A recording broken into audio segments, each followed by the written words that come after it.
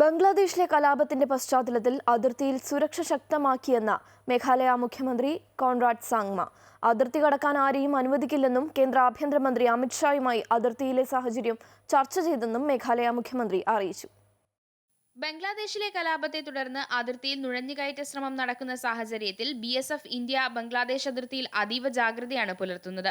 ഉപമുഖ്യമന്ത്രിയോടൊപ്പം കേന്ദ്ര ആഭ്യന്തരമന്ത്രിയുമായി നടത്തിയ ചർച്ചയിൽ അതിർത്തിയിലെ സ്ഥിതി അവലോകനം ചെയ്തെന്ന് കോൺറാഡ് സാങ്മ പറഞ്ഞു.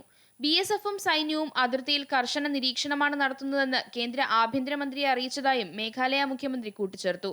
മേഘാലയ പോലീസും അതീവ ജാഗ്രതയാണ് പുലർത്തുന്നതെന്ന് അദ്ദേഹം വ്യക്തമാക്കി. To review the overall situation at the border area, keeping in mind the current situation that the country of Bangladesh is going through. In the review meeting, we have briefed the Honorable Home Minister.